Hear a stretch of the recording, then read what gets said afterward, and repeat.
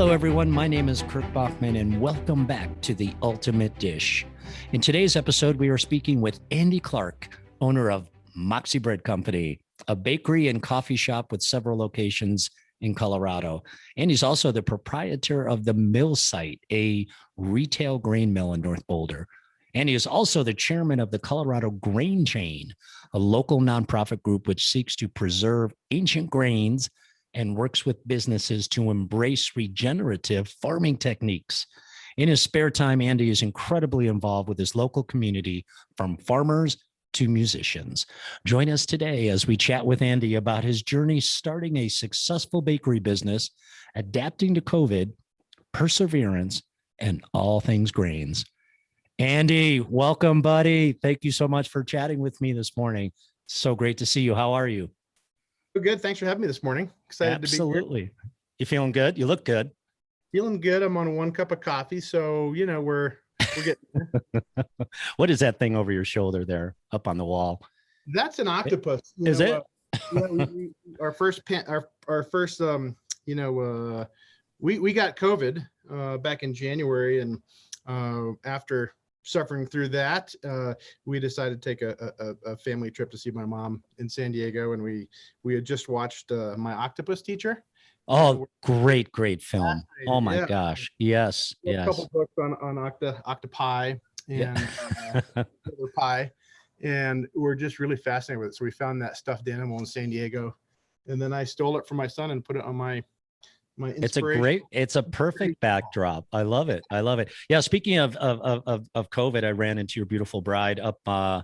We were all cross country skiing at Eldora, and it was right after. You may have still been feeling a little rough, but I'm glad you guys got through that. Okay. It was good to see her up on the mountain for sure. Hey, before we get started, first of all, it's going to be really obvious to our guests that Andy and I have met, and and we hang here and there. And I just had to throw this out. So baseball, our boys are playing baseball together. I think they have one more game, so they'll play each other 3 times this year.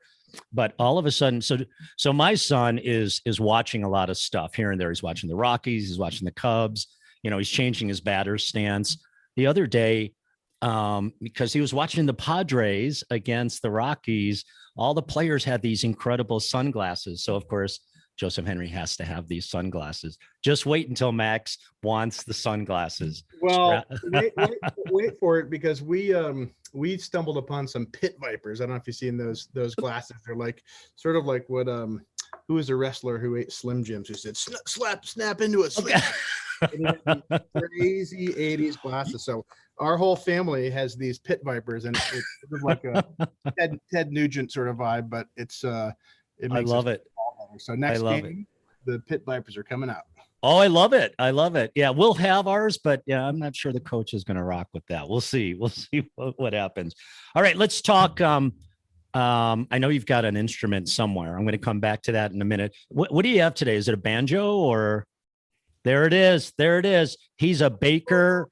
He's a community person. He drops beats, not bombs. Very nice, buddy. This is actually this is a banjo guitar, a Gitjo. I can't really play banjo very well, but I can play guitar, and this sounds like a banjo. Is this like an intuitive thing? I've always wanted to ask. So I love the sound of the guitar. And I think to myself sometimes, like if I'm not playing the guitar or hearing someone play the guitar, I think, wow, if I say to Andy, could you play beady bop bop boot doo dee? Yeah, I could. I mean, I can't read music, and You feel it. Kind of a hack musician, but I've been playing a long time, and I definitely feel it. So I can usually hear a song out, and most musicians can sort of pick a tune out and some and just play it. It's amazing. It's amazing. It's like for a chef, right? Say, hey, if I give you eggs, sugar and cream, what are you going to make, right? Is it ice cream? Is it creme brulee? Did you say yolks? I'll throw some yolks in there. That's fine. Hey, let's talk bread and grains just for a minute. What sparked your interest in that? Take us back. So I grew up in both a musical and a a food centric household. My grandma, my Nana, played the church bells, the carillon. So, Oh, wow. and she played them all over the world. And she played them at a church in our hometown called Our Lady of Good Voyage. And, you know, all these old people would drive into the church parking lot with big cups of decaf coffee and donuts. And my grandmother would be up in the belfry playing the carillon. And her bumper sticker on her car said, honk if you love Bach. You know, it's that sort of Yeah, I love that. Because that's what you do at a carillon concert is you're in your cars in the church parking lot, and instead of applauding, you honk your horn. So all these no way. all these old couples are in their, you know, cars like meh, meh, meh, meh. With their coffee. Oh my God. With their like mega coffee. They're Dunkin' Donuts because I'm from Massachusetts. But yeah, so my Nana used to bake really beautiful like a sort of buttermilk honey raisin bread in a pan. And my mom used to bake bread. And I just remember, you know, sitting up on the counter and looking at these old, you know, they both had those old beautiful stoneware bowls, those sort of beige yeah. bowls. And I'd just be sitting there on the countertop, which is sort of what my kids have done with me too, engaging in baking. And, you know, flour is flying everywhere and you're covered in flour. You're so excited and you can't wait for it to come out of the oven. So that's where it started as a little kid. And then in high school, I was lucky enough to get a job at a local natural foods, not a co-op, but a little store, a community store that had macrobiotic foods and vegetarian foods and healthy. They had a salad bar in the 90s. You know, you could walk in, it was called a Glass Sailboat. And one of the managers there was a bread baker. And I said, man, you know, I think I was the prep cook, the barista, the dishwasher, the everything guy at, I guess, 14 or 15, you know, weekends and summers. And he was baking bread. Michael Levy was making bread. And I said, Michael, will you teach me? And he said, well, sure. You know, come in before your shift on your dime, you know, 4 a.m, and you can watch me, you know, just stay out of my way. But yeah, you can watch, you know. And 14 years old, 4 a.m. 14. Wow. Yeah. Wow. On the weekends. Wow. And, you know, I think, I remember for many years, just, you know, waking up early, felt great. It didn't really matter. Now, actually, I still wake up early, but I don't go in and bake bread. I sit around and do accounting and email and stuff on my computer and sip a coffee, which is different. But, you know, before it was get up at 3:30, you know, you've got about 9 minutes to sort of get your world together, chug a coffee on your way out the door and show up at, you know, 4 is the usual start time for the kind of nice start time, you know, midnight and overnights are a little different, but that's how I got my start.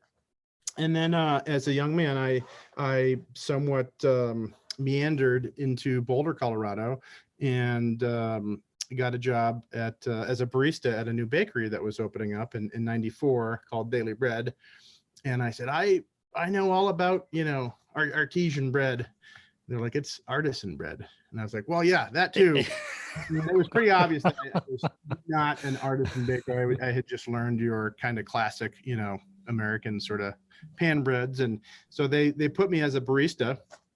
And I just kept saying to the head baker, you know, hey, you know, we're like 20 feet away and I'd make them coffee all day. And they liked me. And I said, hey, if you ever need help baking bread, I really like it. And I'd love to help. And they wanted to keep their qualified bakers there until somebody didn't show up. And, you know, right, that's the opportunity, right? You're like, hey, I know right in. Yeah. Could I help? And I did. And man, that was, I was 18 years old. And man, I just dove into the deep end for a few years. And much like folks in culinary school, when you start learning things like mise en place and you start to know how to hold a knife and you know, and how to kind of have hustle.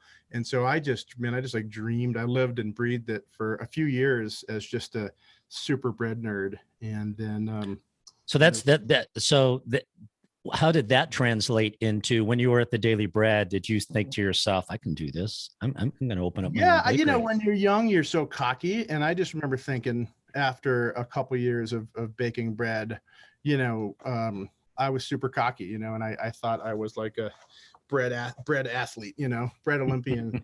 And, you know, fact is I definitely was a greenhorn, and I knew, you know, bread has different sort of areas of focus. You've got your mix, you know, fermentation of your sourdough, mixing, bulk fermentation. You know, you have to divide the shape the dough, you have to proof it, you have to load it into an oven and bake it correctly. And, you know, there's probably 3 distinct areas that it takes a long time to familiarize yourself with, let alone master. And so I think at that point, I really didn't know how to mix, but I could shape really well, and I was fairly good at the oven. But it was just, you know, sourdough is a unique beast because it's just this living, breathing thing that changes quite a bit. And it's, you know, I don't enjoy monotony. Strangely, don't even totally love consistency. I like moving around and things being dynamic. We strive for consistency in our final product, right? But the path there is often, you know, very, very dynamic and requires attention to so many different, you know, moisture and temperature and time. Take us to fast forward a little bit. I mean, 2-part question.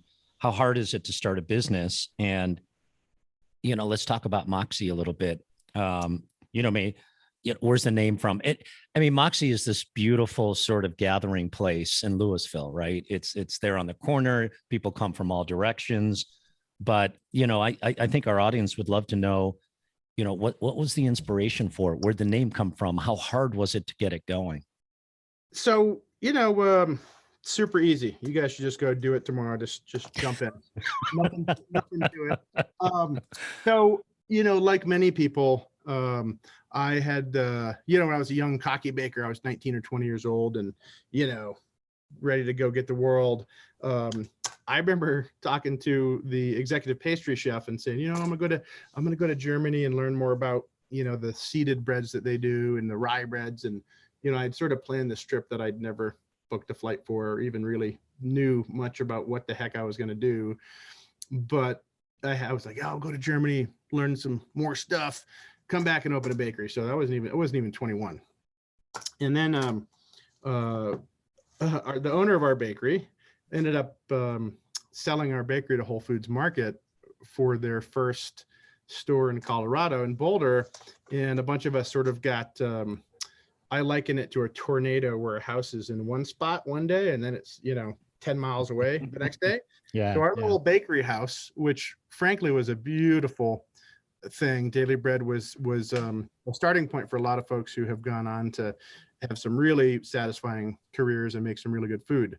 And next thing I know, I'm in a grocery store in a department. You know, it was very, very sort of surreal, but I didn't really like it, but I ended up loving it after. And you're 21. You're 21. 21 years old. Yeah. Yep.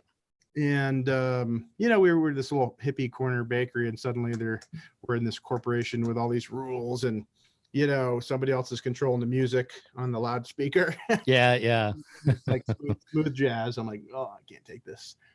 So anyway, but they saddled me, and I started to be less of a jerky young, you know, kid, punk as they called me. And then I started to really love the culture and the mission of Whole Foods at that time.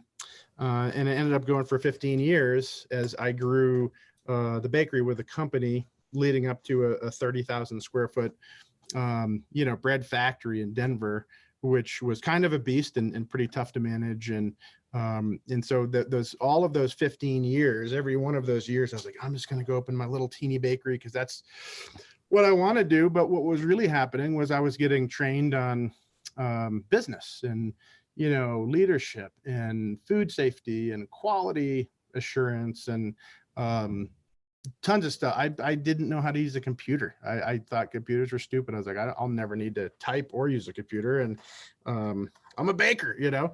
And anyway, 15 years of that, and I finally built the courage to mustered up the courage, the Moxie, if you will, which is a sort of colloquialism for determination and chutzpah and can do, kind of get her done.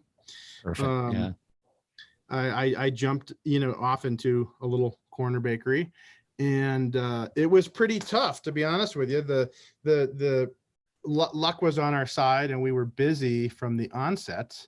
And I'd paid attention, in my 15 to whatever years of my first sort of career, as I traveled around the country and the world, seeing, going to San Francisco actually, and discovering from a French friend the Queen-Amand, a regional French pastry, and saying like, wow, man, that tastes different than anything, like that's on the future menu. And then going to Dusseldorf and seeing a certain ginger spice cookie that's done in the holidays. It's from Aachen, but the Aachen Quintum, so sort of like a ginger cookie. To go into New York and having a really amazing cortado. And so this list sort of grew, and the list was a cork board of menus that I stuck up with pins. It was hard drives full of photos that I took eating food and looking at spaces and seeing people. And so when we opened, sort of dropped all those things in, all of the sort of greatest hits of what I'd ever seen in the world. And we were busy. So, but we were busier than we were prepared for. And the building was barely, our building is this 120-year-old little house, one of the oldest first houses in Louisville, not really built for this, busy bakery. And, the air conditioning doesn't keep up. Luckily, the floorboards hold us up, even though they're old and creaky. But a moral to that story is, had I opened my little dream bakery in 1996, when I thought I had everything, you had all the answers. Yeah. I didn't even know how to place an order, for flour. That wasn't my job. I didn't know how. Yeah. Have a productive conversation with a baker that needed a little bit of, help with punctuality or, quality, I really, those 15 years were school for me. And maybe I didn't need 15 of them, maybe 8 or 10 would have done. But the learning curve and the sort of impact that I had to brace for opening my own shop was certainly lessened. Much less than it could have been, 20 something years ago. But the relationships too, over, it takes a long time. 15 years is a career for a lot of people, but it's where you met Derek and Chad, right? And those relationships are what it is all about. Yeah. 100%. 100%. So, Derek and Chad Sarno, some really great, industry leading vegan plant-based food chefs. I called Derek. I was like, I don't know how to cook vegan food, Derek. What should I put in? Well, I had this portobello mushroom that we sort of make into this kind of smoky, sweet, it's a sort of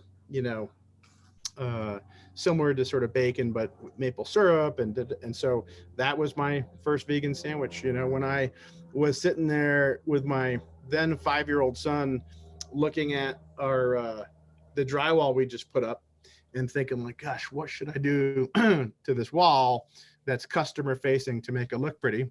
My old head baker, Luis Pacheco, called and said, hey, how's that bakery coming? I said, good, And he's like, you need help? I said, absolutely yes, in every way. And so he showed up that day and he looked at that wall and he said, man, you got to tile that wall. I said, I'd never tiled before. And he said, I got all the gear. I'll bring it up. I'll show you how, and then I'll check up on you. And so we tiled the bakery. Oh, you a know? true teacher, true teacher. Yeah. Didn't do Then it for you. Yeah. he came and critiqued me and busted my chops every few days. Said, "Wait, did you put a level on that?" And so if you look at a tile, man, it's like this ribbon, it's not straight flat. But you know, I feel like all these angels just sort of like, you know, popped into our world at just the right time and helped. And that was all the relationships, all of Yeah. the Yeah. And there's a story on every wall, which is yeah, super, yeah. super cool. Hey, you know, I have to ask, I got to come back to the music thing. You know, I don't know if it's a chef baker world, and thanks for throwing out Dusseldorf. As you know, my dad's you know, in the industry, right? And in Dusseldorf is where German master baker. he is, and he achieved that in Dusseldorf. So it always warms my heart to hear about that. And but you mentioned the greatest hits, and I started thinking it's either motorcycles or it's music or it's both with the chef world, right? So tell us, you played last night. You had a little gig last night. So you know, music is near and dear to my heart, and you know, even getting into baking, and I feel ashamed to admit this, but you know, I remember early on in Massachusetts that all of the folks who were working the kitchen, you know, first and foremost, were really interesting people. You know, my boss was a RISD art gal from Rhode Island, a sculptor, a musician, a food, you know, genius, a chocolatier. And I don't know, we listened to the Talking Heads and Richard Thompson and I don't know, cool music that was really inspiring as a 14-year-old and 14, 15, 16. And then it just seemed to be that music and also cycling, you know, in addition to motorcycles, cycling. Oh, yes. Yeah. But so we have a bunch of local kind of moms and dads who are all working people who love music, and some of them are you know, music school people, and some of them are actually professional musicians, and we play maybe once a week or two post or non-pandemic. And I got a note from Nick Forrester, who runs a great community sort of prairie home companion type thing called E-Town that's more focused on the environment and the community, that he was doing a Bob Dylan's 80th birthday bash up in Boulder at his venue. He's a little theater. And so the deal was you could either pay $20 to attend, or you could play a tune and get in for free. Unreal. And I said, okay, well, I'll bring up some bread and cheese. And I said, can you squeeze me on the guest list? It was sold out immediately, right? I said, will you squeeze me on the guest list? I'll bring food. And he's like, sure. I said, maybe I'll play a tune. And he's like, great. I said, there's no way I could muster the courage to hop up on stage. So then I hit my friend Emily up. She's like, I'd love to do it. So yeah, last night with One Night's Warning, we're up on stage playing a beautiful Dylan tune. It was really fun and super spontaneous. So, and what about during working hours and stuff? Do the employees get to pick the music, or do you have? The employees pick it. And you know, we hire for musical ear. We hire for the ear. That's the first question. Is like, you know, okay, thanks for coming to the interview. Let's talk a little bit about music. Yeah. We don't really, but it's yeah, you know, as long as it's not out of whack for the time or the space. You know, I think sometimes I'll get in there and say, all right, guys, you know, I don't think that early Frank Zappa is a 7 a.m. Sunday music. But you know, it's a little bit part and parcel of, you know, chemistry and sort of you know, we actually do hire a lot for chemistry, you know, and fit. And we think that's really important, that which drives culture, right? So, you know, there's something to be said about walking in and you hear Sweet Lilies or something and you ask about it, like, oh, it's local, you know. I love that. Tend to have a lot of creative, you know, really creative people are attracted to us. I think we're a really you know, wild and non-traditional bakery. It's you know, your average bakery in America right now is, you know, sort of a Tartine inspired Tartine, the San Francisco bakery, inspired bakery that's got, you know, a very specific kind of amazing bread and some rustic sort of French style pastries, and probably a really beautiful sort of Scandinavian inspired design that is, not busy with stuff hanging everywhere. It's just sort of nice and relaxing. And we are the opposite. I've got, I don't even know what, crocheted owls hanging on the wall, and banjo and a guitar. Instruments hanging. Yeah. A lot of found objects, a lot of antiques. And, that it's been said many a time, when we were serving people inside at Louisville, like, what is this, an antique store? Yeah. Well, what do you want? Everything for sale. It keeps the conversation going. Hey, let's have a few plugs for the mill site. Can you talk a little bit about it? Yeah. What's the decision behind that? Yeah. So I had found this beautiful mill. We opened Moxie on a budget. It was probably under $100,000 that we spent to get it open, and I had no money.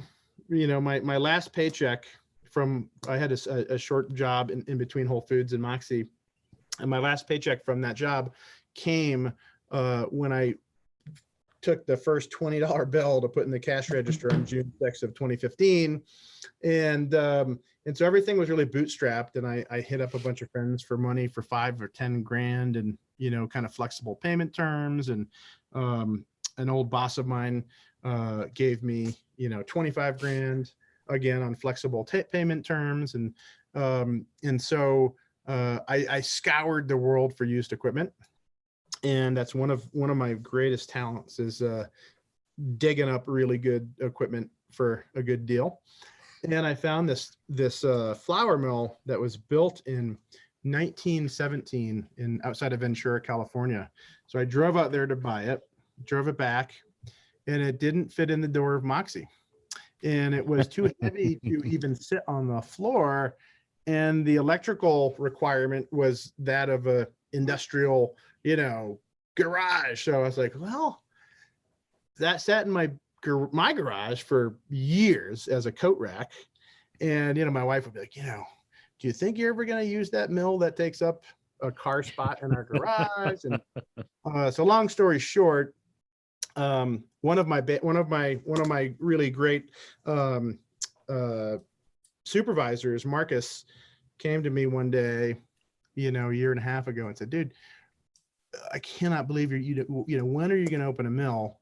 You've got not only that mill in your house, but we've got these other 3 mills, and we've got all this grain that we get direct from farmers that's really phenomenal that nobody has access to. It's you cannot go into Whole Foods or a supermarket, barely can go to a farmer's market and have access to local and regional heirloom grain. So it was actually Marcus's prodding, and it sort of irritated me. I was like, man, why is my guy busting my chops? We're busy enough. We can barely keep up with our bakery. So right before the pandemic, we signed the lease in January of 2020. We got in there. We popped 3 stone mills in there, and we created it as a nonprofit at that time with the intent of trying to employ folks coming from other countries into the U.S. that needed help, finding employment. And as it turned out, it's so small, and we had our miller, Joan, started the mill, and we didn't really need to hire anybody. So we haven't really fulfilled that mission. But another mission of the nonprofit mill was to sort of create a catalyst for local farmers to bring their goods to market. And the mill was the missing piece, because growing wheat is, it's pretty straightforward. There's, you need to know what you're doing, and it's a little bit equipment heavy, a combine and stuff like that. But all this wheat was getting ready to, or what had been planted locally for the first time in a long time in Boulder County. Commercial, conventional wheat grown in modern wheat grown in conventional systems, not necessarily regeneratively farmed, is everywhere. And Colorado is a big wheat state. But Boulder County specifically was more farmers market vegetables and, cut flowers and stuff. And it just sort of occurred to me. It's like, man, like we need to make sure all the links in this local grain chain are kind of in place. And the nonprofit mill allowed us to, or has allowed us to, keep the pricing down, since we don't need to make money on it. It's just our food costs plus our labor costs plus our overhead and a little wiggle room. And that's how we build out our cost model. So if, you know, any local restaurant or cafe wants to buy flour in 50-pound bags, we've got really favorable pricing for that. And we can also accept grant money and donations. And so it's been very effective. You know, we've got a wonderful roster of some of our favorite local food makers, you know, from all over the state and outside the state that are on board. And we get to have this continuity to go back to the farmer and say, yeah, this is working. Go plant another 10 acres or 100 acres or what have you. Oh, that's great. That's great. What's the website, Andy? Website is moxiebreadco.com. And on there, you can just pick the mill. Pick where to go, the mill. Yeah. Perfect. Perfect. Hey, let's talk just a sec. You told me a story last year, shortly after the pandemic set in. You had to decide what to do, right? We're going to pivot or we're not. But you did an interesting thing. I think you asked your employees, what should we do? Are you in or are you out? Yeah. I mean, what a petrifying moment, right, for the world. What a petrifying moment for anybody making a paycheck, you know, let alone the small businesses. And you know, it's been pointed out to me, and I've read on the topic quite a bit about what entrepreneurs bring to the economy, and it's a greater net worth. There's more dollars that are created from little coffee shops and restaurants than any government agency, any NGO, anything out there, any institution. It's the businesses that are putting their necks on the line, and it's and they are the economic engine for our country. So, you know, you may think that, hey, you're just a little cafe or bakery or restaurant, but the group of us together sort of, you know, we define what a small town. Huge impact. Yeah. And it's the fact that we're crazy, we're driven, we're committed to our communities. We will not take failure as a, you know, when you open a business, it's like having a baby, and man, you just do what it takes, right? So plus you love the craft. You love and respect the craft. That's in the DNA. The pandemic hit, and you know, there was very little guidance from local, state, and federal government on, you know, the safety, the protocols that you know, the sort of public food safety aspects in that first month or two was pretty slim pickings to get info. I read the newspaper and online and talked to friends and stuff, but we were all like, I don't know. I mean, masks seem kind of crazy, but seems like that's what needs to happen. And there's growing evidence that supports it. And geez, we really probably shouldn't have people come into our dining room. And so, yeah, the day it hit, the following day or 2 days later, well, we were just in shock. We're like in disbelief. And then we circled our management team, our leadership team. And I said, you know, hey, I don't know what the right answer is here. And I'm scared. This is very, very new. And I don't want to put anybody at risk, you know, our staff or our customers. And, you know, Moxie could survive if we just shut her down. Right. And it's sort of like turning off your car, right? You're not using any gas. You're not using the battery that much. And then you just put it in storage for a month or two. And then you come and maybe you charge the battery, you fire it back up. And I, you know, was of the opinion that if collectively we thought, hey, this is crazy, this pandemic is gonna, you know, ruin us and we don't feel safe doing it, let's just shut Moxie down. And we stopped buying ingredients, so we're not paying that bill. Maybe ask my landlord for a break for a month or two. We wouldn't pay wages. Everyone would just have to agree to hold off, you know. And so we kind of roundtabled it, and for obviously a long time, multiple days, and said, geez, we think that if we we figure out how to be safe and agree on what that means, that we can actually, we know we can make food, you know, and then as it progressed, you know, flour was like out of stock, right? And we had grain, we had access to millions of pounds of grain. So it's like, well, we can feed the community, which then became sort of a point of pride as the weeks turned into months, is like, well, geez, not only can we keep everybody paying rent, you know, everybody's like paying their car bills and rent and their student loans, and I'm paying my mortgage, and we're feeding the community. Nobody wants to go into grocery stores. You know, that was like a zombie apocalypse at the beginning. You're like, I'm not very scary. Yeah. No way I'm going in.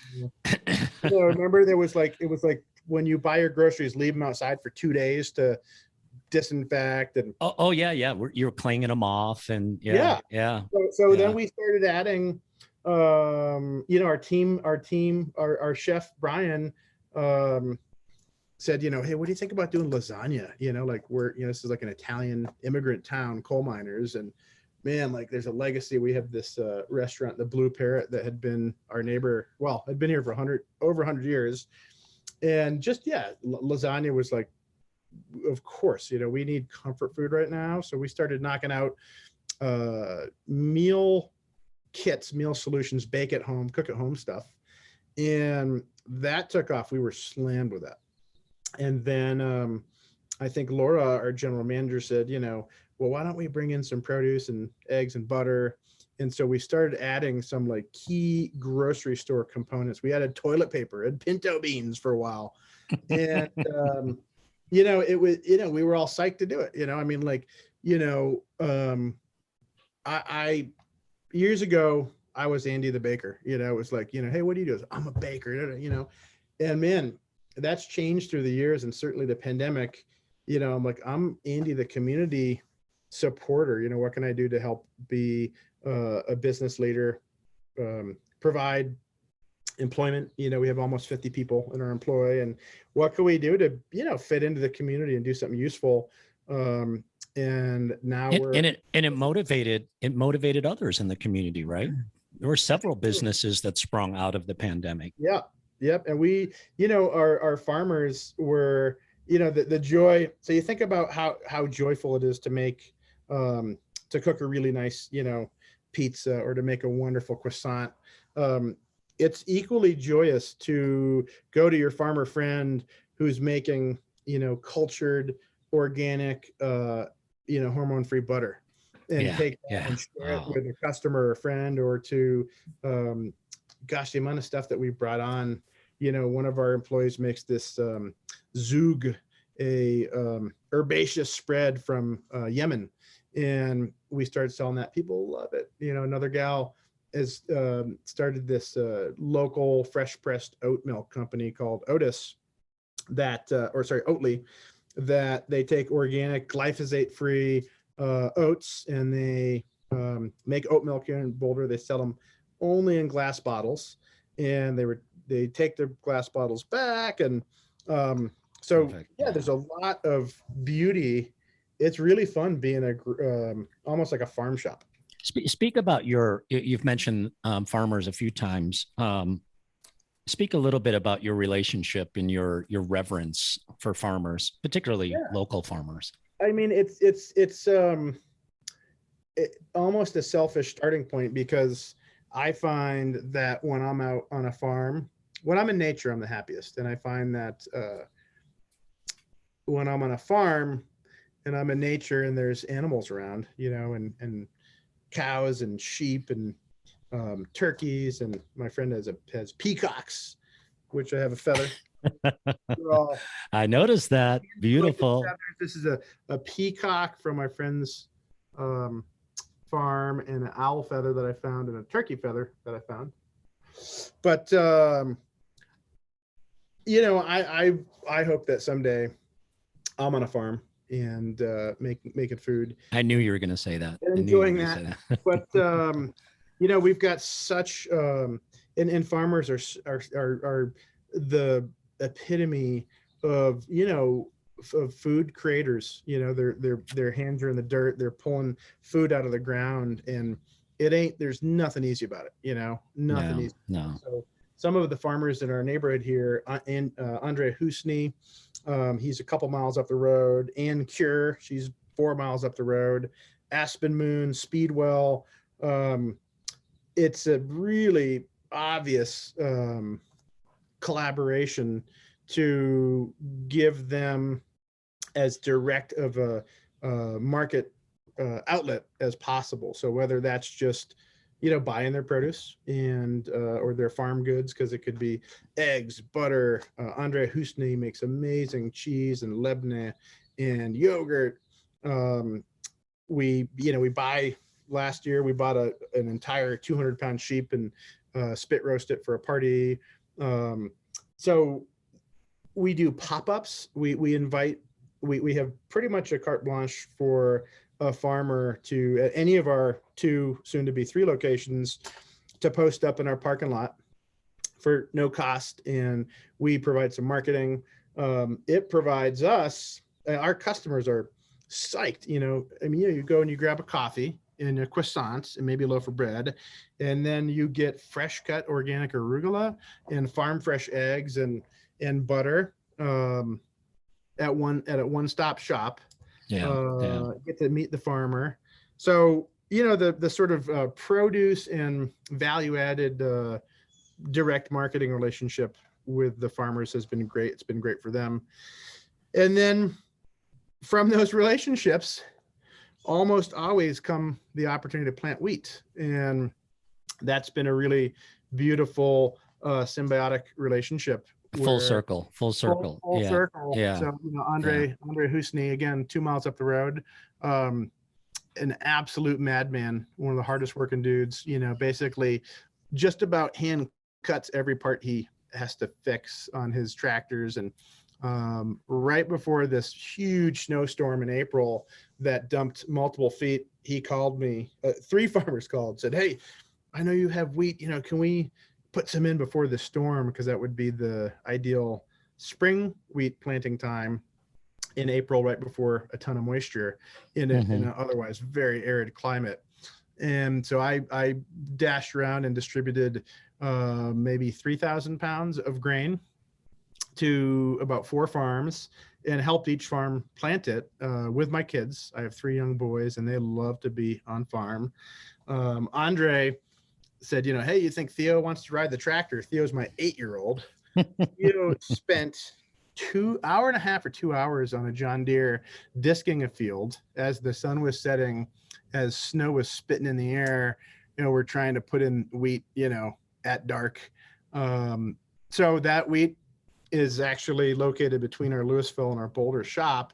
And I drive by it every day and I look out in the field and I see it just, you know, coming up against the mountains. And that sounds like perfection, Andy. It's pretty cool. I mean, pretty good. Pretty close. Well, we're winding down.